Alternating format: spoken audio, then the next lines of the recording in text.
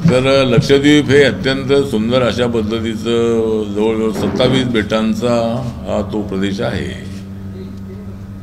आणि मालदीवला लागूनच ही सगळी बेटं आहेत.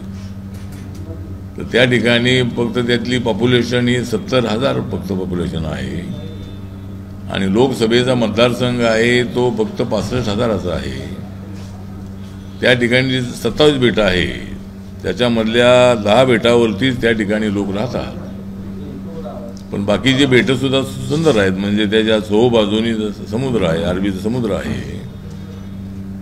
आणि त्या ठिकाणी माननीय प्रधानमंत्री 2 आणि 3 जानेवारीला तिथे जाऊन आले आणि सर्व देशभरामध्ये त्याची चर्चा झाली. एकतर मालदीवच्या मंत्र्यांनी प्रधानमंत्र्यांच्या विरोधामध्ये टिप्पणी केली आणि प्रधानमंत्री मालदीवला जाऊन आले होते ते काय मालदीवच्या विरोधामध्ये जाऊन आले होते असं नाही आहे. तर आपल्या देशाचा तो एक विभाग आहे आणि त्या ठिकाणचं टुरिझम वाढलं पाहिजे. त्या ठिकाणच्या ज्या समस्या आहेत त्या समस्या सोडवल्या पाहिजे. तर त्या ठिकाणी मी अनेक गावातल्या लोकांची भेटीगाठी माझ्या झाल्या आणि त्याच्यामध्ये एक तर ज्या काही जेटी आहेत त्या जेटी लहान जेटी आहेत. जर बाहेर जर जहाज आलं मुंबई, गोवा आणि कोची इथून जवळजवळ 1500 लोकांना घेऊन जाणारी जहाजं त्या ठिकाणी येतात.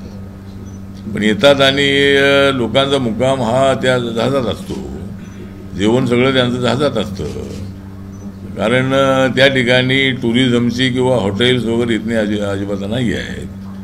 फक्त बंगाराम या ठिकाणी एक रिसॉर्ट आहे ज्या ठिकाणी प्रधानमंत्री थांबले होते, मी त्या ठिकाणी थांबलो होतो.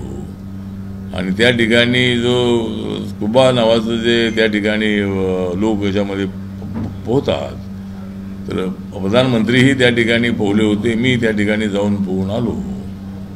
आणि मला ज्या तिथे अडचणी लक्षात आल्या की त्या ठिकाणी महागाई मोठ्या प्रमाणामध्ये आहे.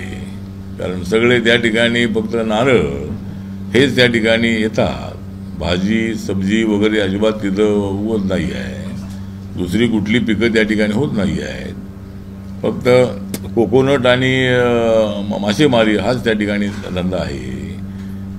तर त्या ठिकाणी एकतर आता आपल्याला टुरिझम वाढवण्यासाठी मुंबई, दिल्ली आणि भारतातल्या म्हणजे आपल्या इतर जे उद्योगपती आहेत, हॉटेल मालक आहेत, त्यांनी सर्व त्या ठिकाणी जे आयलँड्स आहेत त्या ठिकाणी हॉटेल उघडण्यासाठी प्रयत्न करावा. आता ताज ग्रुपला काहीतरी मान्यता दिलेली आहे, लीजवर त्यांना हॉटेलसाठी जमीन मिळू शकते. आणि ज्या बेटावर लोक राहत नाही आहे त्या ठिकाणी जर अशी हॉटेल इंडस्ट्री वगैरे वाढली तर कामगार आणि अशा पद्धतीची वस्ती त्या ठिकाणी वाढू शकेल आणि बाहेरून आलेल्या लोकांच्यासाठी सुद्धा त्याची व्यवस्था होऊ शकेल.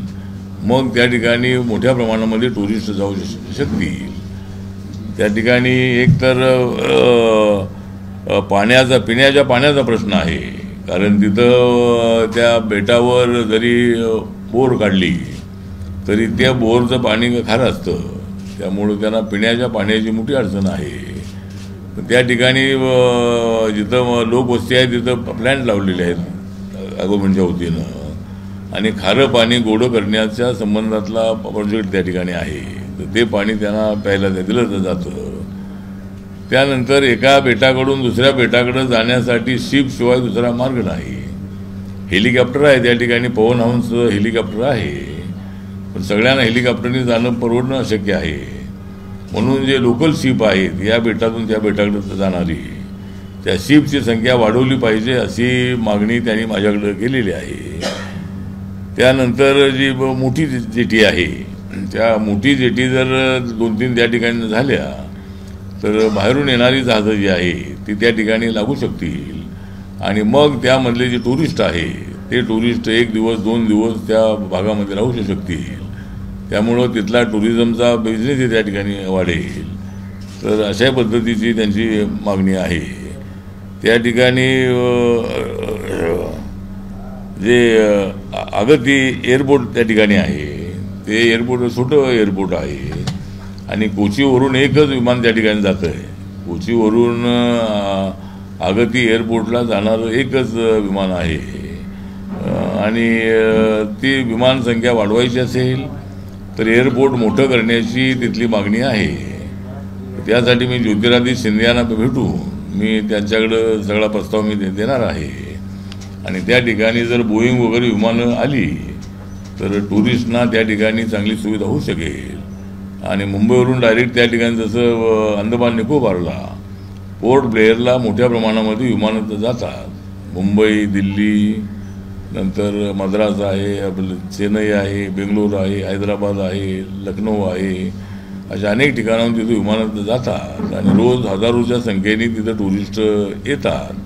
आणि त्या ठिकाणी हॉटेल इंडस्ट्री चांगल्या पद्धतीची आहे. तर तशा पद्धतीनं या भागाचं विकास करण्यासाठी प्रयत्न करणं अत्यंत आवश्यक आहे. त्या ठिकाणी आमची जी LMCO कंपनी आहे माझ्या मंत्रालयाच्या अंतर्गत, त्यांनी दिव्यांगजनांना साहित्य वाटण्याचा कार्यक्रम ठेवला होता. त्या निमित्ताने मी पहिल्यांदाच त्या ठिकाणी गेलो आणि मी मालदीवला जाण्याचा विचार करत होतो.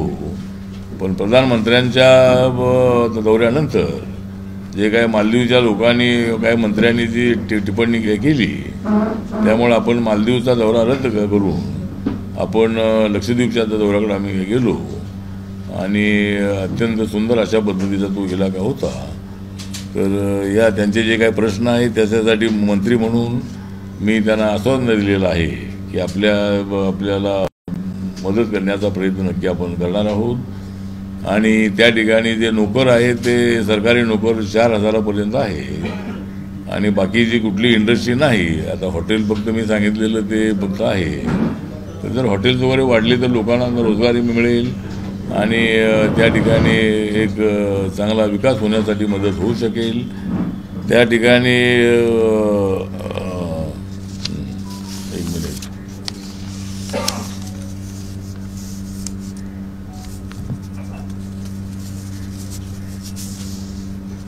त्या ठिकाणी जे कवरती नावाचं बेट आहे त्या ठिकाणी ते त्याचं हेडक्वार्टर आहे. त्या ठिकाणी महात्मा गांधींचा पुतळा काही वर्षापूर्वी बसवण्यात आलेला आहे, पण बाबासाहेब आंबेडकरांचा पुतळा नाही.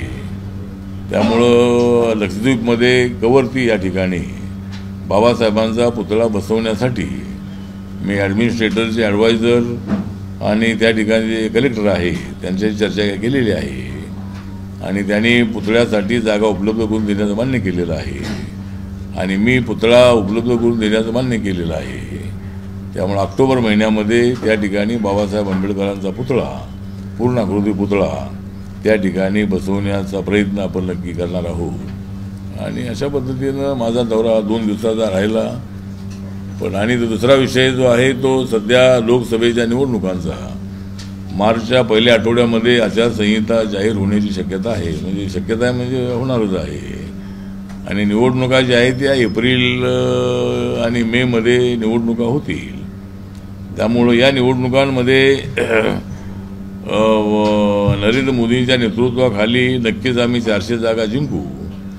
कारण मागच्या 2019च्या निवडणुकीमध्ये BJPला 303 जागा मिळाल्या होत्या आणि त्या अगोदर 5 राज्यामध्ये जे राजस्थान, मध्य प्रदेश आणि छत्तीसगड, तेलंगणा आणि मिझोराम या 5 राज्यामध्ये BJPचं सरकार नव्हतं. तरीसुद्धा नरेंद्र मोदींच्या नेतृत्वाखाली BJPला त्या ठिकाणी 303 जागा मिळाल्या होत्या आणि बाकी इंडियाच्या जागा होत्या अशा जागा 350पेक्षा ज्या जागा मला मिळाल्या होत्या. मागच्या 5 वर्षामध्ये आम्ही केलेली कामं जी आहेत, महिला आरक्षण बिल आहे, 370 कलम हटवण्याचा निर्णय आहे, त्यानंतर अनेक शेतकऱ्यांसाठी घेतलेले निर्णय आहेत, बाकीच्या अनेक जे नॅशनल हायवे आहेत ते गडकरींच्या नेतृत्वाखाली अत्यंत चांगले झालेले आहेत. अनेक मार्ग नवीन झालेले आहेत, नवीन नॅशनल हायवे झालेले आहेत. जनधन योजना आहे, 51 कोटी लोकांना त्याचे अकाउंट उघडण्यात आलेले आहेत. जवळजवळ 44 कोटी लोकांना मुद्रा योजनेचं लोन मिळालेलं आहे. जवळजवळ 10 कोटीपेक्षा जास्त लोकांना गॅस सिलेंडर मिळालेला आहे. 4 कोटी लोकांना आयुष्यमान भारत योजनेचा 5 लाख रुपये मेडिकल ट्रीटमेंटसाठी देण्यासाठी 4 करोड लोकांना त्याचा फायदा झालेला आहे. प्रधानमंत्री आवास योजनेच्या अंतर्गत जवळजवळ 4 कोटी लोकांना फायदा मिळालेला आहे, घरं मिळालेली आहेत. जवळजवळ 80 कोटी लोकांना पुढची 5 वर्ष हे फ्रीमध्ये अन्नधान्य देण्याचं सरकारने मोदी साहेबांनी अनाऊन्स केलेलं आहे. तर अशा अनेक ज्या निर्णय आहेत, या निर्णयामुळं नवीन संसद भवन बांधण्यात आलेलं आहे. नवीन संसद भवनाला संविधान सदन हे नाव दिलेलं आहे. आणि नरेंद्र मोदीजी हे संविधानाला मजबूत करणारे नेते आहेत. नरेंद्र मोदी यांनी 2019मध्ये संविधानाला माथा टेकून त्यांनी प्रतिज्ञा केलेली आहे की भारताचा विकास जो आहे तो खालच्या माणसापर्यंत पोचवला पाहिजे, गावापर्यंत पोचवला पाहिजे. आणि त्या दिशेनं सरकारच्या वतीनं प्रयत्न सुरू आहेत. विरोधकांनी फक्त मोदींना शिवाय देण्याचं काम सुरू केलेलं आहे आणि मोदीजी मात्र विकासाच्या दिशेनं पुढे चाललेले आहेत. त्यामुळे माझा पक्ष हा ताकदीनं देशभरामध्ये मोदींच्या पाठीमागे उभा राहणार आहे. NDAमध्ये ताकदीनं आम्ही उभे राहणार आहोत. पण आमची एकच मागणी आहे की रिपब्लिकन पक्षाला महाराष्ट्रामध्ये एक जागा तरी सोडावी. आणि मी आठवण करून देतो की भाजप आणि शिवसेना ज्यावेळेला एकत्र होते त्यानंतर रिपब्लिकन पक्षाची एंट्री झाली होती 2011मध्ये, नाही 2012मध्ये. आणि BMC निवडणुकीमध्ये रिपब्लिकन पक्षाचा फायदा हा BJP शिवसेनेला झाला होता. आणि मुंबईची महानगरपालिका आपण जिंकली होती. राज ठाकरेंचं मोठं आव्हान असतानाही त्यावेळेला दलित मतामुळं त्या ठिकाणी महानगरपालिकेमध्ये आपली सत्ता आलेली होती. त्यामुळं रिपब्लिकन पक्षाची जी ताकद आहे ती छोटी असली तरी उमेदवारांना निवडून आणण्यासारखी आमची ताकद आहे. त्यामुळं आमच्या पक्षाला एकदम असं अनाथ ठेवू नये. आमचा पक्ष आल्यामुळं युतीची महायुती झालेली आहे. हे आता युतीची महायुती झालेली नाही आहे.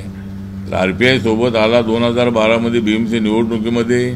त्यावेळेला पूर्वी युती म्हणायचे, पण RPI सोबत आल्यानंतर बाळासाहेब ठाकरेंच्या आव्हानानंतर शिवशक्ती भीमशक्ती एकत्र आली पाहिजे या त्यांच्या भूमिकेला प्रतिसाद देण्याचा निर्णय मी घेतला आणि त्यानंतर युतीची महायुती झालेली आहे.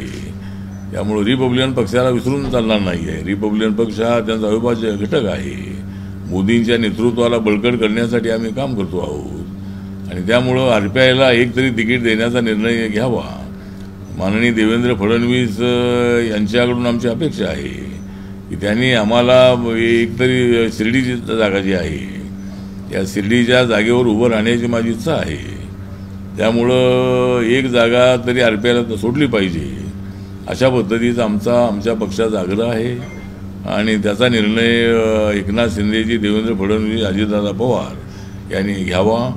आणि दलित मतदार जो आहे दलित मतदार आपल्या बाजूला आणण्यासाठी आपल्याला RPIला तिकीट देणं आवश्यक आहे. आणि अनेक लोकांचं म्हणणं असं आहे की मी लोकसभेत आलं पाहिजे आणि मी लोकसभेतला माणूस आहे. त्यामुळं आणि शिर्डीमध्ये एकदा मी हारलो होतो, पण आता वातावरण अत्यंत चांगलं आहे आणि मला त्या ठिकाणी निवडून येण्याची चांगली संधी आहे. त्या भागाचा विकास करण्यासाठी मला प्रयत्न चांगल्या पद्धतीने करता येऊ शकेल. म्हणून मला शिर्डीमध्ये तिकीट दिलंच पाहिजे अशा पद्धतीचा आमच्या पक्षाचा आग्रह आहे.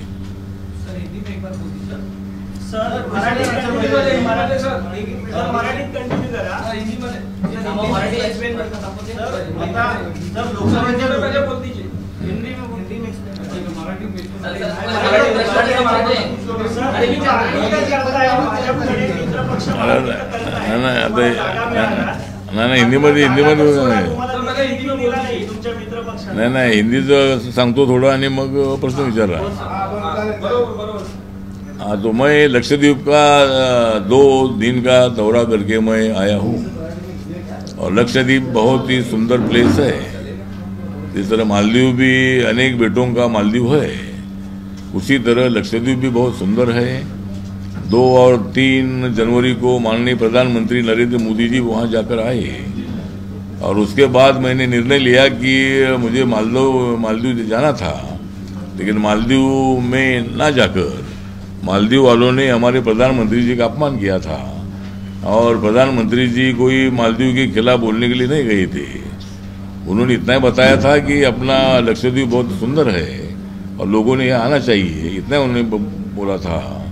लेकिन वहाँ के मंत्रियों ने गलत टिप्पणी करके बाद में उन्होंने माफ़ी मांगी तो ठीक है, लेकिन लक्षद्वीप तो हमारे इंडिया के सबसे ज़्यादा 80-90% जो टूरिस्ट है, इंडिया के टूरिस्ट वहाँ मालदीव में जाते थे, उस पर उनकी इकोनॉमी डेवलप होती थी, लेकिन उन्होंने गलती की। तो इसीलिए मुझे लगता है कि मैंने मालदीव ना जाकर मैंने तय किया कि मैं लक्षद्वीप जाऊँगा, और लक्षद्वीप में मैं गया था। वहाँ क्या पॉपुलेशन जो है 70,000 ही है, वहाँ 27 आइलैंड्स हैं, और वहाँ 10 आइलैंड में लोग रहते हैं, और कवरत्ती नाम का जो एक बेट है, आइलैंड है, वहाँ उनका जो जिला प्लेस उधर है, एडमिनिस्ट्रेटर का ऑफिस भी उधर है, कलेक्टर भी वहाँ रहते हैं, और पूरे ऑफिसर जो होते हैं वो भी मतलब उधर है।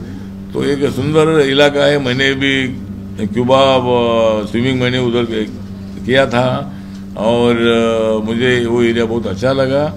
वहाँ के लोगों ने मुझे बताया है कि भाई वहाँ महंगाई थोड़ी बहुत ज़्यादा है, वहाँ पेट्रोल डीजल की कीमत भी ज़्यादा है, सब्जियों की कीमत भी ज़्यादा है, बाकी अनाज तो उनको फ्री में मिल रहा है। और वहाँ सब एक ख़ास बात यह है कि वहाँ सब ट्राइबल है, ये ट्राइबल मुस्लिम ट्राइबल है, मतलब वो जो लोग है ये मुस्लिम ट्राइबल है। हमारे फैजल वहाँ से एनसीपी के मेंबर ऑफ पार्लियामेंट भी है, वहाँ हमारे SM सईद जी है, कांग्रेस से कम 10 बार वो वहाँ से मेंबर ऑफ पार्लियामेंट रहे थे। तो वो इलाका छोटा इलाका है, लेकिन बहुत सुंदर इलाका है। तो वहाँ की महंगाई कम करने के लिए, मतलब महंगाई मतलब पूरा ट्रांसपोर्ट से आता है, इसीलिए वहाँ महंगी सभी साहित्य मिलता है। जरूर मैंने आश्वासन दिया है कि भाई मैं प्रधानमंत्री से बात करके जरूर इसमें अगर कोई सब्सिडी दे सकते हैं क्या, जिस तरह अनाज आपको फ्री मिल रहा है, उसी तरह सब्जी में क्या कीमतें कम कैसी हो सकती है क्या, इसके बारे में भी हम विचार करेंगे। या डीजल पेट्रोल के बारे में भी कुछ सब्सिडी सरकार देकर उनको उसका फ़ायदा कैसा दे सकते हैं। गैस सिलेंडर भी वहाँ यहाँ 900 रुपये है, लेकिन वहाँ कुछ 1600 रुपये में मिलता है, तो ये उनको बहुत बड़ी तकलीफ है। तो इसीलिए हमने आश्वासन दिया है कि भाई भारत सरकार जरूर विचार करेगी। वहाँ का एयरपोर्ट बड़ा करने की आवश्यकता है, जो अगाती में वहाँ का एयरपोर्ट है, वहाँ बोइंग विमान वगैरह वहाँ जाना चाहिए। और जो होटल इंडस्ट्री है, उन्होंने भी मतलब हर आइलैंड में अगर वो होटल रिसोर्ट वगैरह डालते हैं, रेस्टोरेंट डालते हैं, तो वहाँ की बस्ती बढ़ जाएगी और वहाँ का टूरिज़्म भी अच्छा बढ़ेगा। तो इसीलिए मैं कुछ होटल मालिकों से मैं बात करने वाला हूँ, और इसी तरह मतलब मैं वहाँ जाकर आया हूँ। दूसरा विषय ये है कि आने वाले लोकसभा के चुनाव में माननीय नरेंद्र मोदी जी के नेतृत्व में हमें 400 से ज़्यादा सीटें इसलिए मिलेगी कि 2019 में 303 सीटें बीजेपी को मिली थी, एनडीए को 3.5 से ज़्यादा सीटें थी। तो इस वक्त हमने नारा दिया है कि भाई अब की बार 400 पार, और कांग्रेस की और इंडिया आघाड़ी की हो जाएगी हार। तो ये नारा हमारा है, और वो इंडिया आघाड़ी वाली कितनी भी कोशिश करे, लेकिन वो एकदम अहंकार से भरे हुए हैं। बहुत उनको गुस्सा है नरेंद्र मोदी जी के बारे में, उनका मुंह देखना नहीं चाहते वो। तो ये बहुत ही गालियाँ उनको दे रहे हैं, नीच है, ये है, वो है। तो इसी तरह मुझे लगता है कि इनका काम चल रहा है, इसीलिए जनता हमारे साथ है, और हम 400 से ज़्यादा सीटें चुनकर लाएंगे एनडीए, और बीजेपी 370 तक सीटें जीत सकती है। जिस तरह हमने 370 आर्टिकल हटाया है जम्मू कश्मीर से, और वहाँ तिरंगा झंडा लग रहा है, वहाँ मतलब जो आतंकवाद था बहुत बड़ा खत्म हो चुका है। बहुत सारे दुनिया भर के टूरिस्ट, इंडिया के टूरिस्ट वहाँ जा रहे हैं। पहले उनको बहुत डर रहता था, लेकिन अभी नहीं डर है। 370 हटाने के बाद आर्मी को पूरी अधिकार में मिल गए हैं। इसीलिए बहुत सारे काम हमने किए हैं। महिला आरक्षण बिल हो, किसानों के लिए भी कई निर्णय हमने लिए हैं। अभी भी किसान आंदोलन चल रहा है, उनको हमारा निवेदन है कि सरकार जरूर पॉजिटिव विचार करेगी, और MSP में बढ़ोतरी करने के बारे में जरूर सरकार पॉजिटिव है। जल्दी जल्दी इनका आंदोलन खत्म हो, ऐसी हमारी अपेक्षा है। लेकिन किसानों ने भी सहयोग करने की आवश्यकता है। तो इसी तरह वो एक विषय है। और दूसरा विषय है, आरपीआई को एक टिकट मिलनी चाहिए। शिरडी से मैं लड़ना चाहता हूँ, मैं पार्टी का नेशनल प्रेसिडेंट भी हूँ, मेरी पार्टी हर राज्य में काम करती है। अंडमान निकोबार में भी बहुत जल्द आरपीआई की स्थापना हो रही है। अंडमान निकोबार में आरपीआई की स्थापना हो चुकी है 6 महीना पहले, और अभी लक्षद्वीप में भी 1-2 महीने में आरपीआई की स्थापना होने वाली है। तो हर राज्य में आरपीआई है। नागालैंड में हमारे 2 एमएलए हैं। तो इसी तरह मुझे लगता है कि आरपीआई को महाराष्ट्र में 1 सीट मिलनी चाहिए, यूपी में 1 सीट मिलनी चाहिए। इसी तरह की हमारी मांग है। और मेरा आग्रह है कि भाई हमें टिकट देने के बारे में माननीय देवेंद्र फडणवीस जी ने थोड़ा ध्यान देने की आवश्यकता है। मैं दोपहर अमित शाह जी और जेपी नड्डा जी को मैं मिला हूं, और उनको भी मैंने मेरी भूमिका उनके सामने रखी है। तो महाराष्ट्र में आरपीआई को एक टिकट भी नहीं मिलेगी तो संदेश अच्छा नहीं जाएगा। तो आरपीआई को 1 सीट मिलनी चाहिए। और आरपीआई महायुति में है, इसका ध्यान भी मतलब ये 3 पार्टी के लोगों ने रखना चाहिए। खाली 3 पार्टी की सरकार है, 3 पार्टी की सरकार है, इसी तरह की भूमिका लेना ठीक नहीं है। इससे हमारे समाज में नाराजगी पैदा होती है कि भाई आरपीआई उसमें है कि नहीं है। इसीलिए आरपीआई का नाम भी लेते रहना चाहिए, ऐसा मुझे लगता है। तो जरूर मतलब देवेंद्र फडणवीस जी एक अनुभवी नेता है, और एकनाथ शिंदे जी भी महाराष्ट्र के मुख्यमंत्री है, अजीत दादा डिप्टी सीएम है, उनको ये तीनों को भी मैं मिलने वाला हूँ। और आरपीआई को मेरे लिए शिरडी की सीट छोड़नी चाहिए, ये मेरा आग्रह है। और मेरी 26 तक जो राज्यसभा है, वो राज्यसभा भी है तो है, लेकिन मैं लोकसभा में जाना चाहता हूँ और मुझे लोकसभा में भेजना चाहिए, ऐसा देश के लोगों की इच्छा है, इसलिए मेरा आग्रह है। चलो सर, तुमचा आग्रह असतानाही समजा भाजपने तुम्हाला जागा दिली नाही तर पुढे काय? नाही, जागा दिली नाही असं होणार नाही, जागा त्या देतील। आरपीआयला 1 जागा जी आहे ती द्यायला पाहिजे, आग्रह आहे। नाही, बाहेर पडण्याचा विषय येत नाही आहे, मी तर राहतच आहे, त्यामुळं बाहेर जाण्याचा विषय येत नाही आहे। त्यामुळं मी नरेंद्र मोदींच्या नेतृत्वावर विश्वास ठेवणार आहे, आणि माझा पक्ष जो आहे हा देशभरामध्ये वाढतो आहे। माझ्या पक्षाला संपवण्याचं जे काम आहे ते कुणी करतंय असं अजिबात नाही आहे। बाकीचे उद्धव ठाकरेंना वाटतं की त्यांचा पक्ष संपवण्याचा प्रयत्न झाला, पण त्यांच्या करणीमुळे ते झालेलं आहे। जर उद्धव ठाकरे इकडे आले असते अगोदरच तर पक्ष संपला नसता, त्यांचं सिम्बॉल गेलं नसतं। त्यामुळे ठीक आहे। तर आपला जो प्रश्न आहे की मी महायुतीमध्ये इंडियामध्येच राहणार आहे, पण आमच्या पक्षाचा आणि माझा स्वतःचा आग्रह आहे, आणि मी या 3 नेत्यांशी चर्चा करणार आहे। वरती मी चर्चा नेत्यांशी करणार आहे। पण यापूर्वी समजा तुम्हाला जागा दिली तरी त्यांच्या चिन्हावर तुम्हाला लढावं लागलं, भाजपच्या चिन्हावर लढावं लागलं होतं, तर तुम्ही यावेळेला आग्रही असाल का की तुमच्या चिन्हावर लढायला? नाही, मी भाजपच्या चिन्हावर लढणार नाही। मी ज्यावेळेला काँग्रेससोबत होतो त्यावेळेला 3 वेळेला मी माझ्या सिम्बॉलवर लढलेलो आहे। मी 2 वेळेला आरपीआयच्या सिम्बॉलवर मी निवडून आलो, आणि एकदा मी अपक्ष म्हणून निवडून आलेलो आहे। मी मुंबईमध्ये एकदा निवडून आलो, ते आरपीआयच्या तिकिटावर निवडून आलो, ज्यावेळेला आमच्या पक्षाचे 4 खासदार होते। नंतर 2 वेळेला मी निवडून आलो, त्यामध्ये एकदा मी अपक्ष म्हणून निवडून आलो होतो, आणि एकदा आरपीआयच्या तिकिटावर निवडून आलो। त्यामुळं मी आरपीआयच्या तिकिटावरच मी उभा राहणार, मी बीजेपीच्या तिकिटावर उभा राहणार नाही। आता मी राज्यसभेवर जो आहे तो आरपीआयच्या EV फॉर्मवर मी त्या ठिकाणी आहे, त्यामुळं बीजेपीच्या सिम्बॉलवर मी लढणार नाही। आठवले साहेब, आज राष्ट्रवादी शरदचंद्र पवार राष्ट्रवादीच्या तुतारी चिन्हाचं अनावरण झालं किल्ले रायगड। आता त्यांनी आता अनावरण करायचं असेल त्यांनी करावं, जसं आता शुभेच्छा आहेत का तुमच्या त्यांना? नाही, जसं पुतळ्याचं अनावरण करतात तसं त्यांनी तुतारीचं अनावरण केलेलं आहे। त्यामुळं त्यांनी जरी तुतारीचं अनावरण केलं तरी त्यांना त्या जे सिम्बॉल इलेक्शन कमिशनने दिलेलं आहे।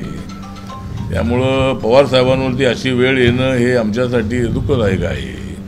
त्यांचं घड्याळ सिम्बॉल जे आहे ते पवार साहेबांना मिळालं। राष्ट्रवादी काँग्रेस पक्ष जो आहे तो पवार साहेबांनी स्थापन केला, पण पवार साहेबांना चांगला अनुभव आहे की ते मुख्यमंत्री राहिलेले आहेत, आणि ज्या वेळेला वसंतदादा पाटील मुख्यमंत्री असताना पवारसाहेब हे काँग्रेसमधून बाहेर पडले आणि 1/3 लोकांना घेऊन ते बाहेर पडल्यामुळं त्यावेळेला नियम 1/3चा होता. जर 1/3 लोक घेऊन बाहेर पडले तर त्यांना ती संधी मिळाली. पण आता त्यांचा पक्ष ऑल इंडियाचा असल्यामुळं त्यांचा पक्ष तसा त्या काळामध्ये काँग्रेस पक्ष जो आहे तो ऑल इंडियात असल्यामुळं शरद पवार यांना काही ते सिम्बॉल ते काँग्रेस पंजाब मिळालं नाही. पण इथं एकनाथ शिंदेजी यांच्याबरोबर 40 आमदार आले. हा पक्ष महाराष्ट्रापुरताच आहे आणि आपला एकनाथ शिंदेंची शिवसेना उद्धव ठाकरेंची बाळासाहेबांची महाराष्ट्रापुरतीच आहे आणि एकनाथ आपल्या पवारसाहेबांचा पक्षही हा इथल्या राज्यातलाच आहे. त्यामुळं 2/3 मेजॉरिटी या दोघांच्या सोबत आल्यामुळं त्यांना सिम्बॉल मिळालेलं आहे. आता तुतारी पवारसाहेबांना मिळालेली आहे. त्यांनी तुतारी वाजवून प्रचार करावा. आम्ही आमचं BJPचं कमळ लावून आम्ही प्रचार करू. नंतर धनुष्यबाण लावून एकनाथ शिंदेचे लोक प्रचार करतील. अजितदादाचे लोक हे घड्याळाचा सिम्बॉल लावून प्रचार करतील. त्यामुळे आम्हाला काही अडचण अजिबात नाही. त्यामुळं माझ्या पवारसाहेबांना शुभेच्छा आहेत की त्यांनी तुतारी सिम्बॉल हे लोकांपर्यंत पोचवावं. आमचं कमळ अगोदरच पोचलेलं आहे. त्यामुळं तुमचं एवढा उशिरा किती पोचेल हे सांगता येत नाही. आढळलेजी आता तुम्ही म्हणालात की पवारसाहेबांवर जी वेळ आलेली आहे ती दुर्दैवी आहे. त्यांचं चिन्ह काढून दिलं, नवीन चिन्हावर त्यांना लढावं लागतंय. तसंच काही जण शिवसेनेसोबत देखील झालेलं आहे. त्यांचं देखील पक्ष नाव पक्ष चिन्ह काढून घेण्यात आलं आणि ते एकनाथ शिंदेना देण्यात आलेलं आहे आणि या सगळ्या पाठी भाजप असल्याचा आरोप केला जातो. त्यावर आपली काय प्रतिक्रिया? नाही, माझी प्रतिक्रिया ही आहे की त्याच्या पाठीमागे भाजप अजिबात नाही. तर ज्यावेळेला 1/3 मेजॉरिटी असायची त्यावेळेला बऱ्याच वेळेला सरकार पडत होती आणि त्यामुळं मग नंतर 2/3चा कायदा करण्यात आलेला आहे. 2/3 मेजॉरिटीनं जर काही आमदार असे एक समूह जर असा एकत्रित असला तर त्याला मान्यता देण्याचा अधिकार इलेक्शन कमिशनला आहे. कोणता पक्ष खरा पक्ष ज्याच्याकडे 40 आमदार आहेत तो पक्ष की ज्याच्याकडे 14 आमदार आहेत तो पक्ष, ज्याच्याकडे 42 आमदार आहेत तो पक्ष की ज्यांच्याकडे 14 आमदार आहेत तो पक्ष, 12 आमदार आहेत. तर म्हणून याच्या पाठीमागे BJPचा अजिबात काही संबंध नाही. इलेक्शन कमिशननी मेरिटवरती तो निर्णय दिलेला आहे आणि त्यानंतर माननीय राहुल नार्वेकरांनी मेरिटवरती तो निर्णय दिलेला आहे. उलट सगळे आमदारांची आमदारकी त्यांनी 6 महिन्यापर्यंत 8 महिन्यापर्यंत त्यांनी ठेवलेली आहे. चांगली गोष्ट आहे. त्यामुळे निर्णय त्या राहुल नार्वेकरांचा अत्यंत चांगला निर्णय आहे आणि त्याच्या पाठीमागे BJPचा काही संबंध नाही. यासाठी तुम्ही आग्रही आहात, मात्र जागा नाही मिळाली तरी युतीतून बाहेर पडणार नाही असं नक्की करणार तरी काय आहात? समजा जागा मिळाली नाही तर? नाही, जागा मिळाली नाही, जागा मिळणार आहे. जागा मिळणार नाही. तेवढं सहज शक्य आहे का? मोदी सरकारची घोषणा होते मोदींची अबकी बार 400 पार सहज शक्य आहे का? काय शक्य आहे का? 400च्या पेक्षा जास्त शक्य आहे का? हा, 400 पेक्षा जास्त यासाठी आम्हाला विश्वास आहे. आपल्याला मी सांगितलं की एनडीएच्या जागा 400 पार. तर मागच्या वेळेला एनडीएच्या जागा 350 पर्यंत होत्या. 303 BJP आणि बाकीच्या एनडीएच्या जागा होत्या. तर आता 400 पार म्हणजे 40-50 जागा वाढवण्याचीच आमची घोषणा आहे आणि मागच्या 5 वर्षापेक्षा या 5 वर्षातले निर्णय मोठे निर्णय झालेले आहेत. महिलांना आरक्षण देण्याचा निर्णय झाल्यामुळं महिला खुश आहेत आणि अनेक निर्णय झाले. मी अगोदरही सांगितलं 370 आर्टिकल हटवण्याचा निर्णय जम्मू काश्मीरमध्ये चांगला आहे आणि अनेक आता माझ्या मंत्रालयाचं बजेट जे आहे ते 1,59,000 कोटीच आहे आमचं सोशल जस्टिसचं. त्यामुळं सर्व घटकांना न्याय देण्याची त्यांची भूमिका, नॅशनल हायवे अत्यंत चांगले सुंदर बनवण्याचा त्यांचा निर्णय, 80 करोड लोकांना फ्रीमध्ये धान्य 5 वर्षे देण्याचा निर्णय आणि जनधन योजना, आवास योजना, उज्ज्वला योजना, आयुष्मान भारत योजना अशा सगळ्या योजनांचा फायदा लोकांपर्यंत पोचलेला आहे. त्यानंतरचा दुसरा एक निर्णय आहे तो 10% लोकांना आरक्षण देण्याचा. 10% लोकांना इकॉनॉमी विकर सेक्शन जो आहे त्या इकॉनॉमिक विकर सेक्शनला 10% आरक्षण देण्याचा निर्णय आम्ही घेतलेला आहे. आणि आता महाराष्ट्रामध्येही मराठा समाजाला आरक्षण देण्याचा निर्णय झालेला आहे. 10% स्वतंत्र आरक्षण देण्याचा अभिनंदनीय निर्णय आहे. त्यामुळं मनोज जरांगे पाटील यांनी आपलं आंदोलन थांबवावं आणि मराठा समाजाला आता न्याय मिळालेला आहे. त्यामुळं मनोज जरांगे पाटील यांना माझा पूर्ण पाठिंबा राहिलेला आहे आणि अजूनही त्यांना आपला पाठिंबा आहे. ते अत्यंत चांगले चाणक्य नेते आहेत. अत्यंत चांगली भूमिका ते मांडत आहेत.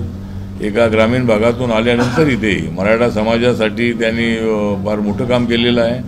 मराठा समाजाला खडबडून जागं करण्याचं काम त्यांनी अनेक वर्षानंतर जे नेते झाले त्या नेत्यांमध्ये जरांगे पाटील हे सगळ्यात नंबर 1ला आहेत आणि त्यांनी मराठा समाजाला खडबडून जागं केलेलं आहे. पण वयोवृद्ध लोकांना उपोषण करायला लावू नये आणि आता उपोषणाची आणि रस्ता रोकोची आवश्यकता नाही आहे. एकदा सरकारने जाहीर केलेलं आहे त्याप्रमाणे त्याचं इम्प्लिमेंटेशन होणारच आहे आणि म्हणून त्यांनी थोडं सरकारला सहकार्य करावं अशी माझी भूमिका आहे. सर, महायुतीमध्ये बाहेरच्या नेत्यांची संख्या वाढते. आता अशोक चव्हाणांना देखील राज्यसभेवर पाठवण्यात आलं. मनसे देखील भाजपच्या संपर्कात आहे. तर बाकीच्यांसोबत युती होते पण RPI सोबत दुजाभाव होतो असं वाटतं का आपल्याला? नाही, RPI सोबत म्हणजे आम्ही काही फार जागा मागतोय असं नाही आहे. RPIला एकच जागा हवी आहे. त्याचा विचार करावा. अजून काही चर्चा तशी झालेली नाही आहे. त्यामुळं RPIला दुजाभाव वगैरे मिळतो असं काही तर नाही आहे. RPIला सन्मान मिळतो आहे. माझे मोदींशी अत्यंत चांगले संबंध आहेत. सगळ्यांशी माझे अनेक वेळेला भेट होत असते. पण महाराष्ट्रामधल्या नेत्यांनी मात्र थोडंसं आमच्या कार्यकर्त्यांना लक्षात ठेवलं पाहिजे. सरकार आपल्या दारी जाते त्यावेळेला आम्हाला घेऊन त्यांच्या दारी जा. तुम्ही चाललेलेच आहात पण आमच्या पक्षाच्या लोकांना तिथं कळलं पाहिजे. आमच्या पक्षाचे निळे झेंडे त्या ठिकाणी लागले पाहिजे. तर थोडं त्यांनी या गोष्टी लक्षात ठेवल्या पाहिजे. त्यामुळं मला असं वाटतं की माझे सगळ्या नेत्यांसंबंध चांगले आहेत. पण आता ते मोठे पक्ष असल्यामुळं त्या ठिकाणी 3च पक्षाचं सरकार असं ते म्हणतात. पण त्याला 4थ्या पायाची आवश्यकता आहे. तो 4था पाय म्हणजे RPIचा आहे. गाडी लवकर पुढं जायची असेल तर 4 व्हीलरला घेऊन पुढं गेलं पाहिजे. ॲटो रिक्षाने जाऊन काही लवकर आपण पोहोचणार नाही आहे. त्यासाठी RPI हा त्यांच्यावर विश्वास ठेवणारा पक्ष आहे. छोटा पक्ष आहे. आमच्या पक्षाचे फार आमदार नाही आहेत. पण आमचे 2 आमदार जे आहेत ते आम्हाला ज्या 5 जागा दिल्या होत्या त्या 5 जागापैकी सिम्बॉल आमच्याकडे नसल्यामुळं आम्ही आमच्या 2 उमेदवारांना कमळ हे सिम्बॉल दिलं होतं. त्यामुळे 2 आमदार आमच्या पक्षाचे त्यांच्या 105मध्ये आहे आणि आम्हाला काही ते डावलता येत असं नाही आहे. पण थोडा सिरियसली विचार त्यांनी करावा असं आमचं म्हणणं आहे. नमस्कार. नाही शिर्डी देणार असं फडणवीसांनी काही हे केलं, शब्द दिलाय. शिर्डी देणार असा फडणवीसांनी शब्द दिला. हो, कधी म्हणाले? ते बोललो ना, भेटलो ना त्यांना. ते बोल काय बोला हां, तेच म्हणजे यांना फक्त विचारायचं पण ते तयार आहे तिथं. पण हां, नाही, आमचे अविनाश महातेकर हे माननीय देवेंद्र फडणवीस यांना भेटले होते आणि त्यांना आग्रह करून आम्ही सांगितलं की लोकांची भावना आहे. मला माझी राज्यसभा 26पर्यंत आहे. पण लोकांची भावना आहे की मी लोकसभेमध्ये असावं आणि RPIला 1 तिकीट दिलेलं आहे. त्याची चर्चा देशभरामध्ये होणार आहे. दलित मतदारांना आकृष्ट करण्यासाठी थोडंसं आता फक्त आता ती जागा द्यायची कशी तर ते आता BJPच्या कोट्यातून द्यावी लागेल. एकतर शिवसेनेच्या कोट्यामध्ये आम्ही नाही, राष्ट्रवादीच्या कोट्यामध्ये आम्ही नाही. आम्ही आहोत ते शिवसेनेच्या कोट्यामध्ये आपल्या BJPच्या कोट्यामध्ये आहोत. आणि मागच्या वेळेला माझं मंत्रिपद असंच हुकलं होतं की मी शरद पवारांच्या कोट्यामध्ये होतो. त्यामुळं मला त्या UPAच्या काळामध्ये मंत्रिपद मिळालं नव्हतं. ठीक आहे, आपण देवेंद्र फडणवीस यांनी पॉझिटिव्हली सांगितलेलं आहे की त्याचा विचार होऊ शकतो असं अविनाश महातेकरांना त्यांनी आश्वासन दिलेलं आहे. त्यामुळे नंतर आता मी त्यांच्याशी भेट घेणार आहे. त्यामुळे काही अडचण येईल असं मला वाटत नाही आहे. आणि 1 जागा दिली तर त्याचा देशभर चांगला प्रचार होईल. महाराष्ट्रामध्ये चांगला प्रचार होऊ शकेल. तेवढंच आमचं म्हणणं आहे.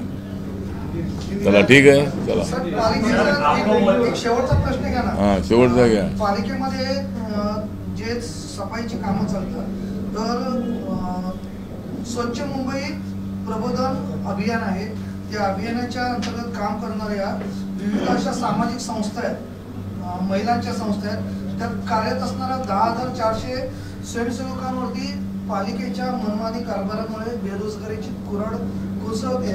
तर त्यांच्या पाठी आपण कशी उभी राहणार? पालिकेला या संदर्भात जाब विचारणार आहात? 200 कोटीचं जे काम आहे ते 1200 कोटीपेक्षा जास्त झालेलं आहे. त्यांनी टेंडर पण काढले आहे मुंबई महानगरपालिकेमध्ये. नाही तर त्यासाठी मी आता कामगारांची जर मला डिटेल माहिती मिळाली तर आतापर्यंत काय मला विषय माहिती नाही, पण जे जे विषय माझ्यासमोर येतात त्याची शहानिशा करून आपण त्यांना मदत करण्याचा प्रयत्न करतो.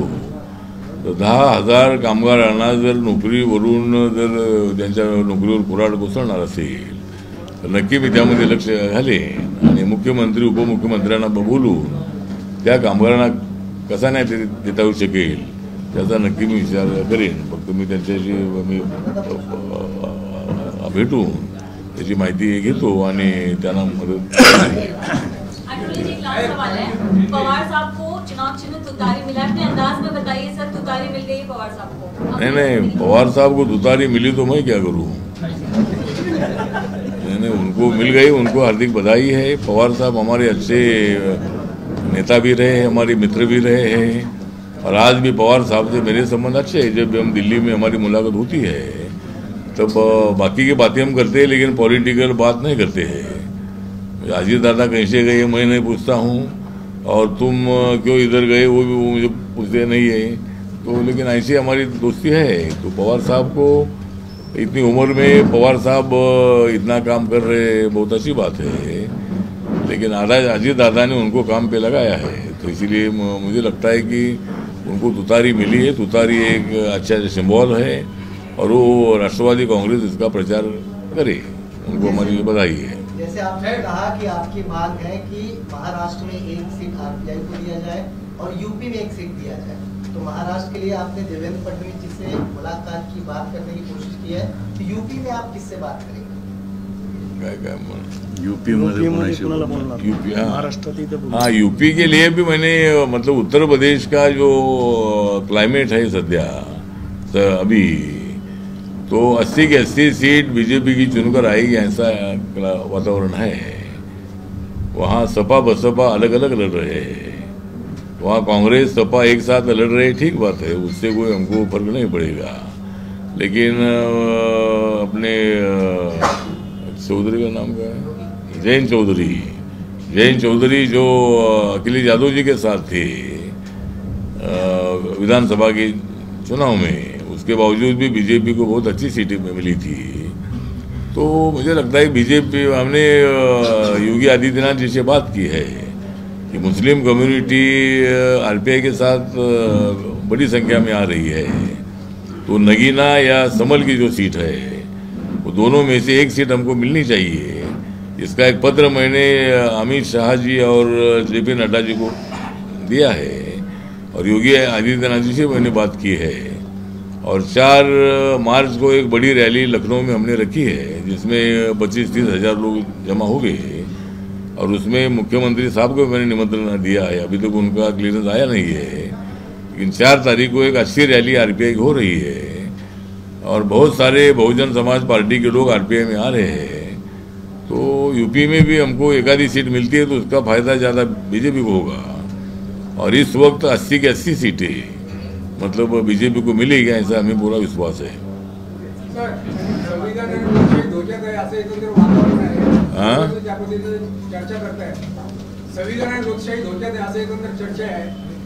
तर मला वाटतं की संविधान धोक्यामध्ये नसून काँग्रेस पक्ष धोक्यामध्ये आहे, राष्ट्रवादी काँग्रेस पक्ष धोक्यामध्ये आहे, उद्धव ठाकरेंची शिवसेना धोक्यामध्ये आहे.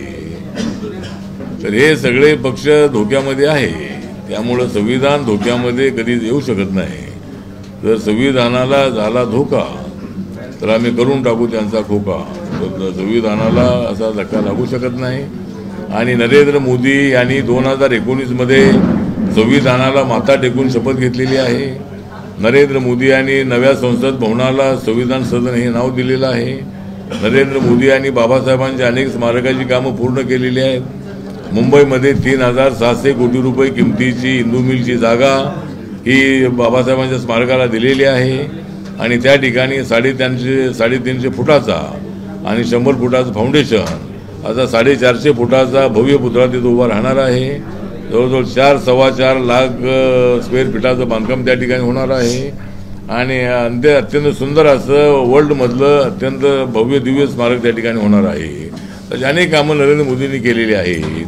त्यामुळं बाबासाहेबांनी दिलेलं संविधान म्हणजे सर्वधर्म समभाव. ज्या काँग्रेस पार्टीला माझा सवाल आहे की त्यांचा एक कोण अमेरिकावाला साम पित्रोदा हे अमेरिकेमध्ये राहतात, मोठे विचारवंत आहेत आणि ते काँग्रेसला सपोर्ट करणारे आहेत. त्यांनी मध्यंतरी एक ट्विट केलं की संविधानामध्ये बाबासाहेब आंबेडकरांच्या पेक्षा पंडित जवाहरलाल नेहरूंचा ज्यादा रोल आहे किंवा ज्यादा त्यांचं काम त्यामध्ये आहे. पण संविधानाचं नाव घेतलं की बाबासाहेबांचं नाव येतं. ड्राफ्टिंग कमिटीचे चेअरमन म्हणून बाबासाहेबांनी खस्ता खाल्ल्या. बाबासाहेब आजारी पडले तरी ते देशासाठी लिहित राहिले, ड्राफ्ट तयार करत राहिले. त्यांनी आपली भूमिका अनेक वेळेला संसदेमध्ये संविधान सभेमध्ये मांडली आणि ड्राफ्ट ज्यावेळेला 26 नोव्हेंबर 1949 त्यांनी दिला पंडित जवाहरलाल नेहरू आणि डॉक्टर राजेंद्र प्रसाद यांना, तर त्यांच्या तोंडातून उद्गार निघाले होते की डॉक्टर आंबेडकर आप ही संविधान के सही आर्किटेक्ट आहे. त्यामुळं संविधानाचं नाव घेतलं की बाबासाहेब हे शिल्पकार आहेत असं सगळेजण म्हणतात. सुप्रीम कोर्टामध्ये बाबासाहेबांचा एकट्याचा पुतळा त्या ठिकाणी लागलेला आहे. त्यामुळं कायदा आणि संविधान याच्याशी बाबासाहेबांचंच नाव जोडलं गेलेलं आहे. तर त्यामुळं काँग्रेस पक्ष बाबासाहेबांना बदनाम करण्याचा प्रयत्न करतो आहे. BJPला मोदी साहेबांना बदनाम करण्याचा प्रयत्न करतो आहे. हे संविधान बदलणार, त्यामुळं कुणाच्या बापाचा बाप याला तरी संविधान बदलू शकत नाही. त्यामुळं मला वाटतं की हा खोटा प्रचार आहे, जाणून बुजून दलितांमध्ये गैरसमज करणारा प्रचार आहे. आणि मोदीजी हे मुस्लिम विरोधी नाहीत. मोदींनी ज्या योजना राबवलेल्या आहेत त्या सगळ्या मुस्लिमांपर्यंत पोहोचलेल्या आहेत. त्यामध्ये मुस्लिमांना त्याचा फायदा नको असं कुठंही असा JR मध्ये कुठं उल्लेख नाही. 10% आरक्षण दिले इकॉनॉमिक विकर सेक्शनला, त्यामध्ये मुस्लिम नकोत असं कुठंही त्यामध्ये लिहिलेलं नाही. त्या कॅटेगरीमध्ये बसलेल्या सर्वांना त्याचा फायदा होतो आहे. त्यामुळं आम्ही मुस्लिमाच्या विरोधात नाही आहे, RPI तर नाही आहे, पण नरेंद्र मोदीजी अजिबात मुस्लिमांच्या विरोधामध्ये नाहीत. त्यामुळे काँग्रेसवाले फक्त भडकावण्याचा प्रयत्न करत आहेत.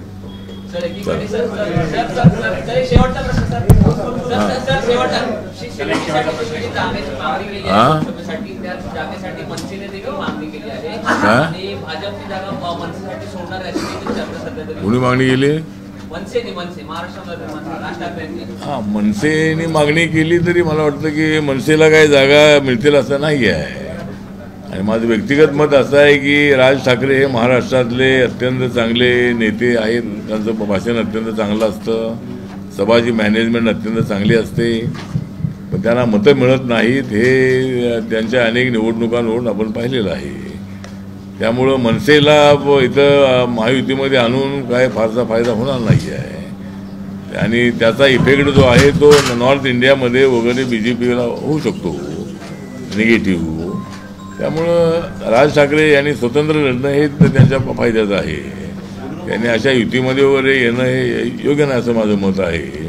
आणि त्यांनी आमच्या महायुतीमध्ये येऊ नये अशी आपली भूमिका आहे. हां, काय येऊ नये म्हणजे त्यांना घेऊ नये नाही घेऊ नये म्हणजे तशी काही तर आवश्यकता नाही. तर आम्हाला जागा मिळणार तिकडे काय करणार नाही. ठीक आहे, म्हणजे आता ते इथेला तर वाटत नाही. राज ठाकरेचा पिंड जो आहे तो वेगळा लढण्याचा आहे. ABP माझा, उघडा डोळे बघा नीट.